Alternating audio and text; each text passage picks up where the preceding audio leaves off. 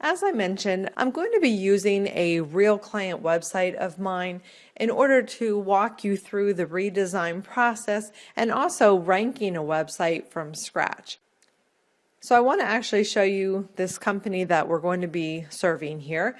The company is called Live Lawn and Prosper Landscaping. They're obviously a landscaping company. They provide primarily lawn mowing services, but also just general landscaping tasks as well.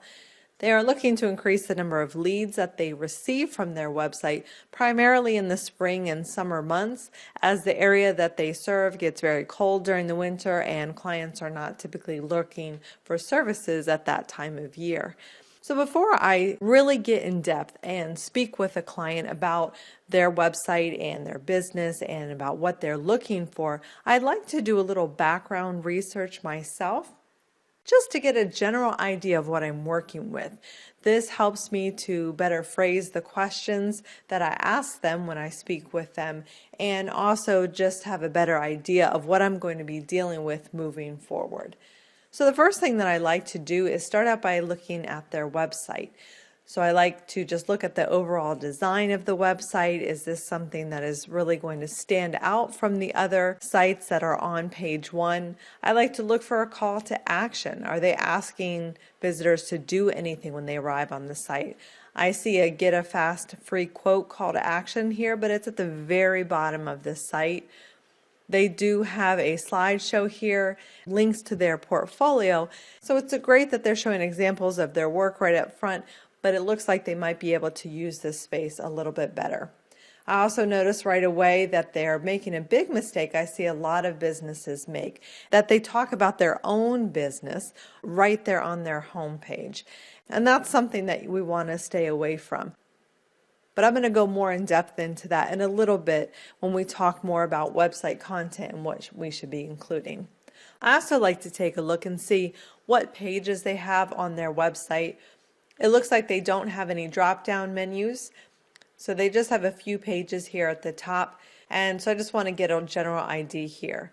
I don't see anything about their particular locations that are served, and it looks like all of their services are all on the same page, and they just have a very short description for each individual service.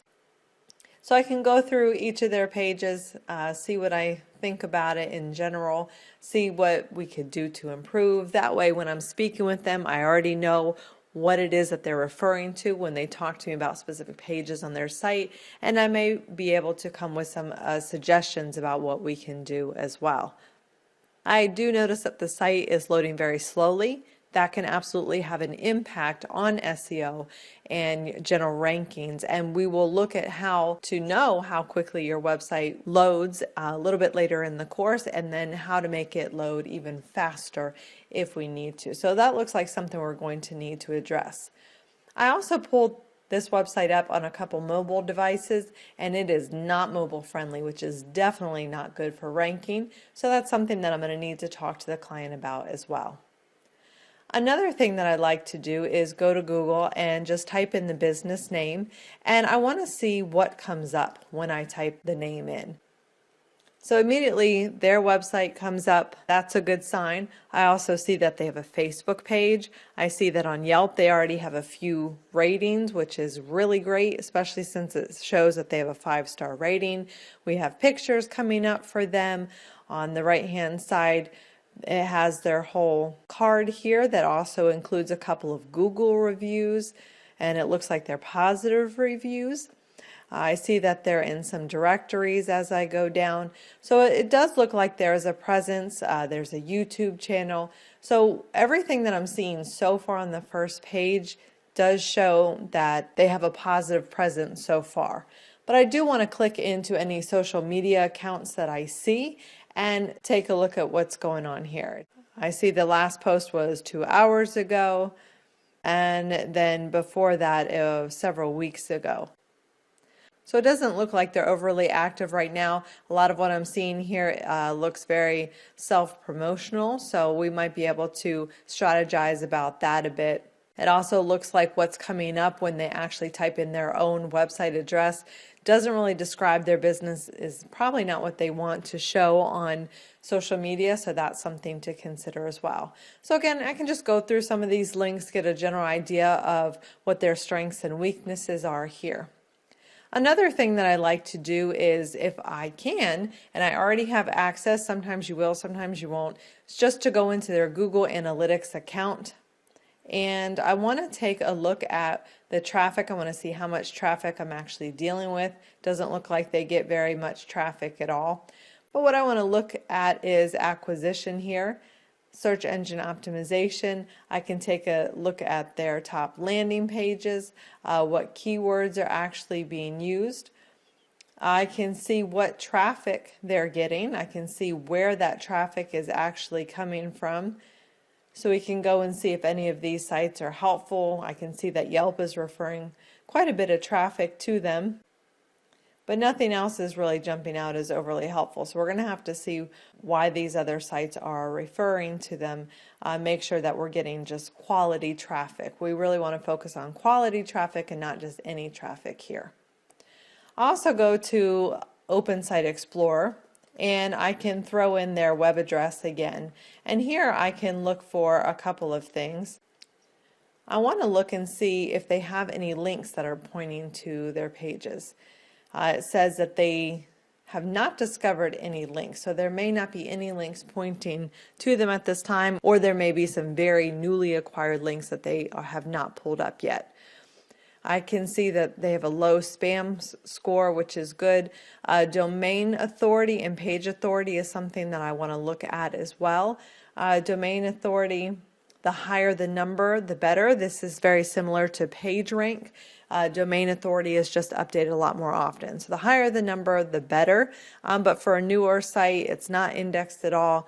9 is not awful, but it would be good to improve it if we can. Page authority just refers to the specific page you typed in. So instead of the actual whole domain being considered, it's considering just the home page. So if you did livelonandprosper.com/services or whatever the URL was, then it will rate the authority for that particular page. So some may be higher, some may be lower. So the more we can increase this, the better, and we'll look at techniques for doing that later in the course. But I don't see a very, very low score there, so that's not too alarming. I can also go into Majestic and I can throw in the URL here, and this is going to show me if there's any backlinks. And typically what happens is when you put a domain in here, it's going to show you citation, trust flow, and citation flow. So let me type in another address here.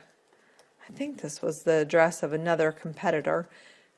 And it's going to show the trust flow and citation flow. So you'll see here they have a 2 for a trust flow and a citation flow of 11. Anything over 10, you're okay. If you're dealing with a number in trust flow that's less than 10, you probably are going to be dealing with a little bit of spam backlinks. So if this is one of their competitors, which I believe it is for some of the keywords, we'll go back and look. That could be a really good sign for us that they may be doing something a little bit spammy. So we may be able to pass them relatively easily. But we'll look more into that when we get to backlinking later in the course. But if you put in your domain, and this will give you a good idea of your trust flow and citation flow. Again, if you're dealing with numbers over 10, that's good. If you're seeing something that's lower, we're going to have to look into that a little bit more. You may be dealing with some bad SEO that has been done, and this is important to know because you'll need to take the time to correct that. Lastly, I can throw the domain into SEMrush, and this is going to give me a lot of different information. You can get just a free view here without having to pay for the whole service. This will show you the number of backlinks, if there's any referring domains. You can also see by scrolling down some of the top keywords that they might rank for. So if they rank for any keywords, it would show you that there, and you can click in for a full report as well, and it'll give you a longer list. but they're not ranking for anything else. So obviously here, their positions are very, very low, so nothing is coming up for them. It looks like they're really not ranked at all, so we got a bit of work to do. But it will also show you some of their competitors if they have any. But again, this site is just ranking so low, it's not pulling up a lot of data. So that just tells us we really need to get them ranked. One last thing you can do is just check to make sure that the website is actually indexed in Google. When I did a search for their business name, it did come up, but I can do this by typing in site, semicolon, and the domain name. And this is going to show you all of the pages that are indexed here. So this shows me that I have 6 results. That means there's 6 pages. So I do believe that I only have 6 pages on this particular site, and it does look like Google has indexed them all. So that's good. If you do this search and you don't see the site come up, your site may have been blacklisted, there may have been something wrong, or the site is just so brand new that it has not been crawled yet. So we just got to figure out what the issue is and take a look at that. But this just will give you a general idea of the website that you're dealing with, and then you can go ahead and speak with the client a little bit further and ask them more details about the site, and we'll talk about that here in just a moment.